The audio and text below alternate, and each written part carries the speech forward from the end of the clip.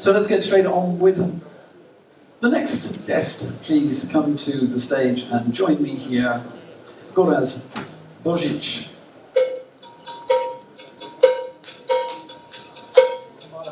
Welcome. Join me.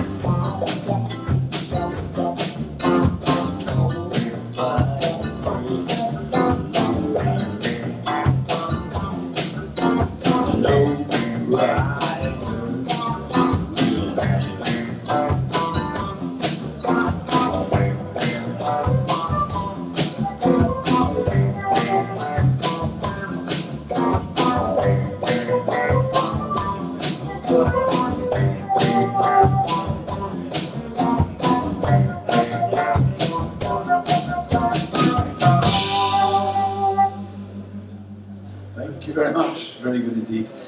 Nice to see you on the stage, sir. Thank you. Tell me a tiny little bit, just before we go. We've been having a lot of fun and so on. What for you represents, when you're not working, what represents fun? Music. Music. Music, yes. You play? That's, I think, my first hobby, yes. You're a musician? Well, I'm an amateur musician. That counts. I'm not a professional, so what I is your- fiddle with instruments. You fiddle, what, with a violin? With fiddle as well, that was my original instrument, yes. Really? Yeah, when I was a kid, so I had to go learn the violin. Okay. Oh, We've got a violin, have we? No, we haven't. No, thank God, thank God. Then, you become a teenager, then the guitar, and all that. It's one of the joys of Slovenia, I think. Children get access to musical instruments. That's right. I think it's one of the greatest. Everybody nowadays, almost the kids, Yeah. go to And musical school. absolutely terrific. And many of them go on to be good musicians as well. I mean, look, we've got a band. Yeah.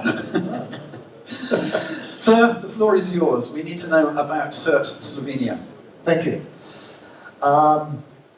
Good afternoon, everyone. I'm going to talk about the smart cities in the age of vulnerability. That's the title of my talk. I'm just going to, the idea was here that I will present you a couple of slides, a couple of thoughts on the smart cities, on the digitalization, because we live in a very interesting age. So, especially with the COVID, it has pushed the digitalization really up to the front. We've had, a lot of talk about cloud computing and data mining and all of that. Then Internet of Things. Now we have smart cities. And what is a smart city? Does anyone know? I guess it depends on which way you look at it. This is one way of looking at it. So that's a slide that I got off the internet. Optimizing everything in a smart city. If you look at it from a perspective of a vendor that's producing parts of equipment, or if you are a 5G reseller, that's a great thing. A smart city is a really fantastic new opportunity for you. But that's not me. I work for the Computer Security Incident Response Team, the SI-CERT. Most of you are probably familiar with our work. So we look at it from a different perspective. This is the perspective that inevitably we think of. This is the number of vulnerabilities that are recorded in the CVE, run by MITRE. I guess most of you are familiar with the CVE. Look at this graph. There's a literal explosion in the last couple of years of recorded vulnerabilities.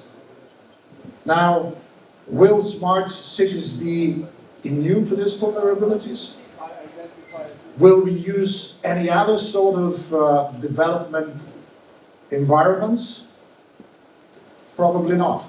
We use the same tools for our everyday software that we use on the Windows machine, and we're going to develop, or we are developing the same sort of solutions for the so-called smart cities. So why would we be immune to these vulnerabilities. What does that mean?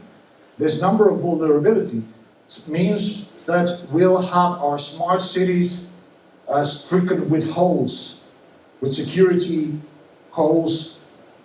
And the interesting thing for me from the roundtable discussion is going to be who's going to plug those holes, who's going to fix those vulnerabilities. Are those responsibilities going to fall on the vendor? So yes, this is the fact that we are living with. And it is often forgotten when we say how smart cities will be our future and will drive the development. And nowadays, you plug in, of course, also some greenery into the stuff. There will be smart cities, sustainable and green. But, you know, this is a more realistic thing. Some of you are probably familiar with this cartoon. I'll take a second or so, those of you that are not familiar with it, look at it. It shows pretty well what the current situation is. Remember Log4j?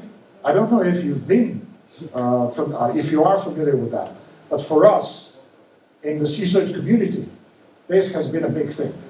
This has been a grand finale of 2021. This was, for us, at least, a landmark year in supply chain vulnerabilities. This is a thing that you see now over and over again, supply chain vulnerabilities in software. Log4j was announced at the start as the close to Armageddon event for the internet. Of course it wasn't. Internet survived.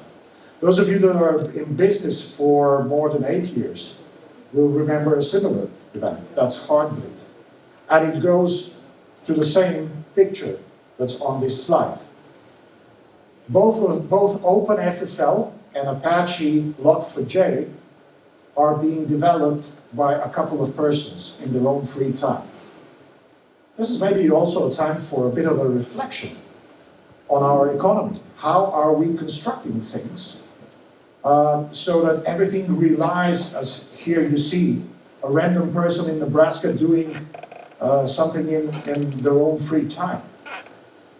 Log4j is used in a myriad of products. Hundreds and hundreds of commercial products, including big names such as VMware, Cisco, and lots of others, use this open source that's maintained by a volunteer.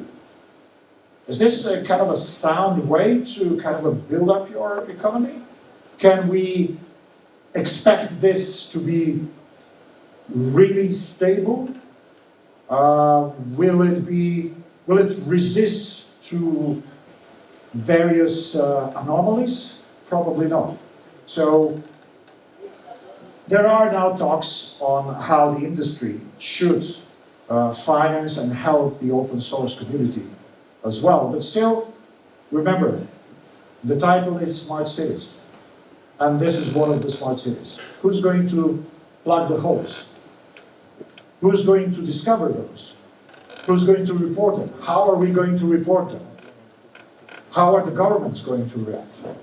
Is there, along the way, is there the dreaded word of regulation somewhere? I think yes. The governments will probably need to start issuing certificates, at least for some parts of our infrastructure, if we want to have some peace of mind going forward.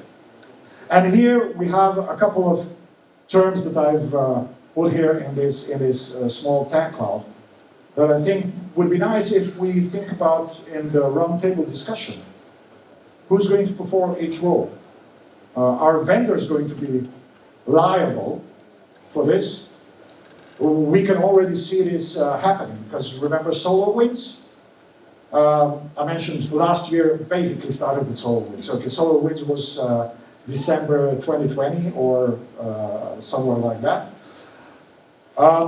Big SolarWinds approach the incident response community with the vulnerability, with the description, and offer mitigation services. I'm afraid not. The same with Kaseya.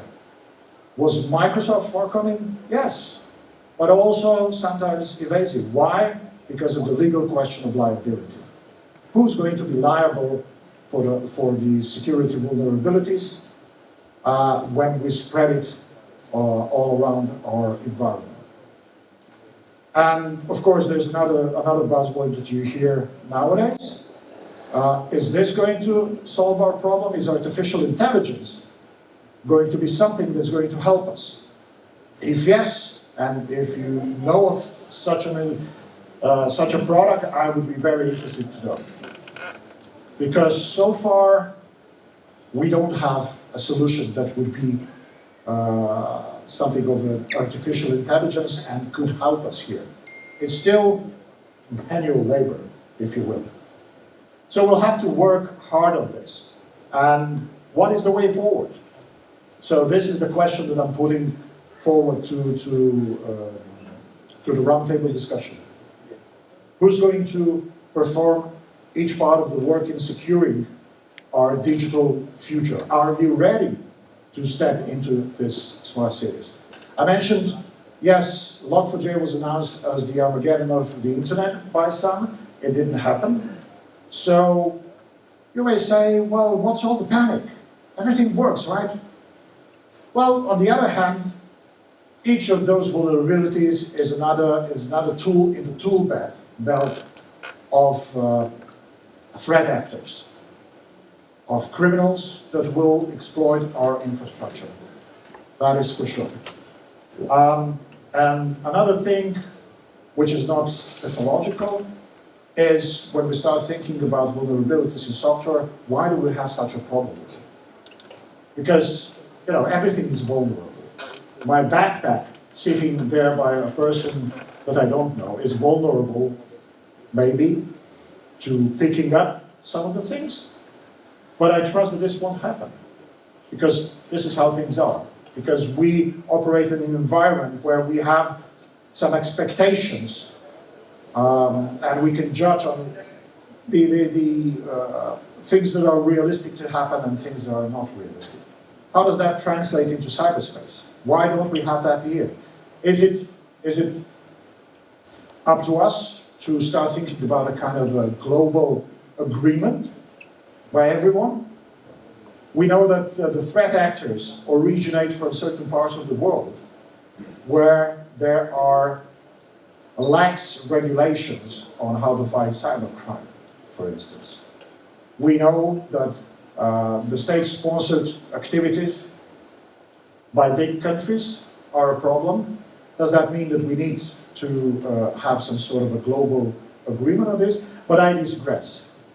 So this is kind of an extension of the thought pattern that I had when thinking about smart cities and the vulnerabilities. And with that, I think I've said enough. And I think that now we have a roundtable discussion. Thank you very much. Gorazd, thank you.